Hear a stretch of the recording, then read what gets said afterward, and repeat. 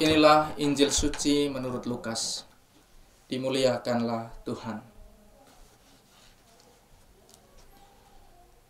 Banyak orang telah berusaha menyusun suatu berita tentang peristiwa-peristiwa yang telah terjadi di antara kita, seperti yang disampaikan kepada kita oleh mereka yang dari semula adalah saksi mata dan pelayan firman.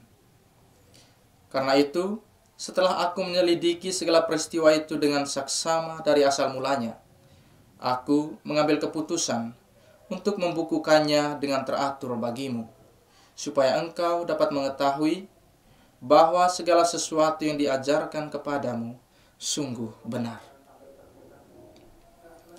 Sesudah dicoba iblis di padang gurun, dalam kuasa roh, kembalilah Yesus ke Galilea. Dan tersiarlah kabar tentang dia di seluruh daerah itu.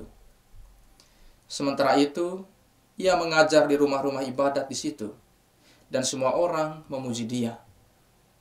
Ia datang ke Nazaret, tempat ia dibesarkan, dan menurut kebiasaannya pada hari Sabat, ia masuk ke rumah ibadat, lalu berdiri hendak membaca dari Alkitab.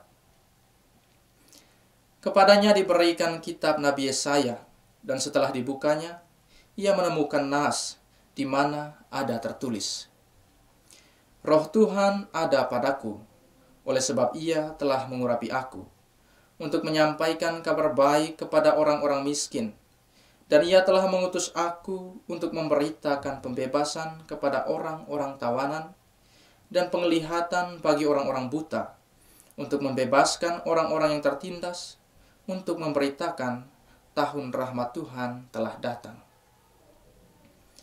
Kemudian ia menutup kitab itu, memberikannya kepada pejabat, lalu duduk. Dan mata semua orang dalam rumah ibadat itu tertuju kepadanya. Lalu ia mulai mengajar mereka, katanya, pada hari ini, genaplah nas ini, sewaktu kamu mendengarnya. Demikianlah sabda Tuhan.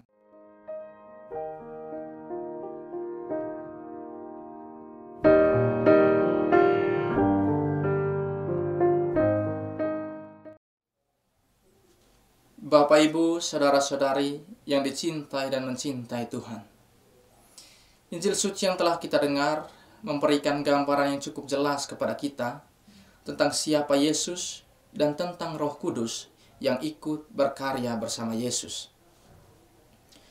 Perikop Injil ini terdiri dari dua bagian yang penting untuk kita simak. Pada bagian pertama, penginjil Lukas menunjukkan suatu indikasi yang cukup jelas tentang historisitas tokoh dan peristiwa sentral yang ia tulis di dalam Injilnya. Bahwa tokoh sentral yang dia tulis adalah sungguh-sungguh tokoh sejarah yang pernah hidup pada masa tertentu.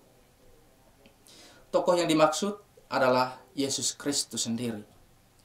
Dalam keseluruhan Injilnya, Lukas secara lengkap menulis peristiwa hidup Yesus, mulai dari kabar sukacita, kelahiran, pengajaran, mukjizat-mukjizat yang dibuatnya, penderitaan, wafat, dan kebangkitannya.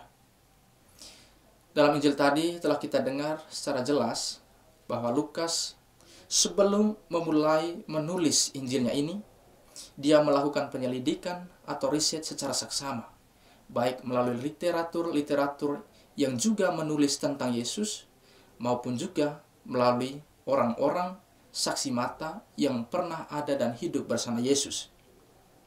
Hal ini menegaskan validitas tulisan penginjil Lukas dan tentang kebenaran mengenai peristiwa Yesus.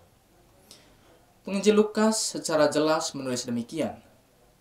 Karena itu, setelah aku menyelidiki segala peristiwa itu secara saksama dari asal mulanya, aku mengambil keputusan untuk membukukannya bagimu, supaya engkau dapat mengetahui bahwa segala sesuatu yang diajarkan kepadamu sungguh benar. Dalam hal ini, penginjil Lukas mau menunjukkan kepada kita bahwa apa yang ditulisnya adalah sungguh-sungguh kebenaran.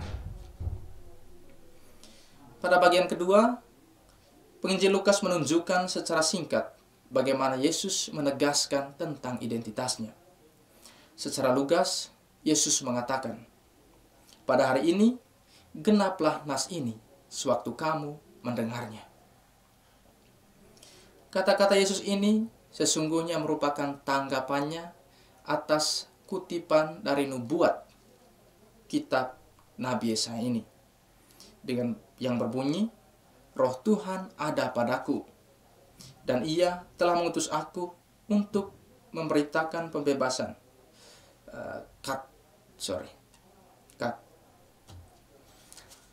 Pada bagian kedua, Penginjil Lukas menunjukkan secara singkat bagaimana Yesus menegaskan tentang identitasnya. Secara lugas, Yesus mengatakan, "Pada hari ini, genaplah nas ini sewaktu kamu mendengarnya." Kata-kata Yesus ini sesungguhnya merupakan tanggapannya atas kutipan dari kitab Nabi Yesaya yang berbunyi, "Roh Tuhan ada padaku, oleh sebab Ia telah mengurapi aku untuk menyampaikan kabar baik kepada orang miskin, dan Ia telah mengutus aku untuk memberitakan pembebasan kepada orang-orang tawanan dan penglihatan bagi orang-orang buta, untuk membebaskan orang-orang yang tertindas, dan untuk memberitakan tahun rahmat Tuhan telah datang." Hal ini menunjukkan bahwa Yesus adalah penggenapan nubuat Nabi Yesaya. Yesus menegaskan bahwa dirinya adalah sungguh-sungguh Mesias yang dijanjikan. Penegasan Yesus tentang dirinya yang merupakan penggenapan atas nubuat Nabi Yesaya sesungguhnya juga merupakan sekaligus pengakuan terhadap peran serta Roh Kudus dalam seluruh karya pelayanan Yesus. Bapak, Ibu, saudara-saudari yang terkasih, Tuhan Yesus selalu hidup di dalam Roh. Seluruh hidupnya dipenuhi dan dikuasai oleh Roh Kudus. Pada hari Minggu yang lalu, kita merayakan pembaptisan Tuhan. Di sana Roh Kudus hadir dan suara Bapa terdengar memaklumkan bahwa Yesus Kristus adalah putranya yang terkasih. Setelah itu, Yesus juga dibawa oleh Roh ke padang gurun. Dan pada hari ini juga kita mendengar bahwa dalam kuasa Roh, Yesus kembali ke Galilea. Dan Yesus sendiri mengkonfirmasi kutipan dari kitab Nabi Yesaya bahwa Roh Allah ada padanya, oleh sebab Allah telah mengurapinya. Dengan kuasa Roh Allah, Yesus diutus untuk memberitakan kabar sukacita, menyembuhkan yang sakit, membebaskan yang tertindas, dan para tawanan. Hal ini mau menunjukkan kepada kita bahwa hidup Yesus sungguh dipenuhi oleh Roh Kudus, dan misi Yesus adalah demi kemanusiaan. Bapak, Ibu, saudara-saudari yang terkasih dalam Kristus, lalu apa pesan aplikatif yang dapat kita petik dari bacaan Injil hari ini? Setidaknya ada dua hal. Yang pertama, peristiwa yang terjadi 2000 tahun yang silam, yaitu Allah yang menjadi manusia, mewujud dalam diri Yesus, berkarya di dunia, menderita, wafat, dan bangkit, adalah benar adanya. Yesus adalah Mesias yang dijanjikan untuk menyelamatkan umat manusia. Oleh karena itu, bagi kita, tidak ada alasan lagi untuk ragu-ragu dalam mengimaninya. Karena hanya dalam Yesus sendirilah kita dapat diselamatkan. Yang kedua, kita perlu meneladani Yesus yang selalu dipenuhi dan dikuasai oleh Roh Allah.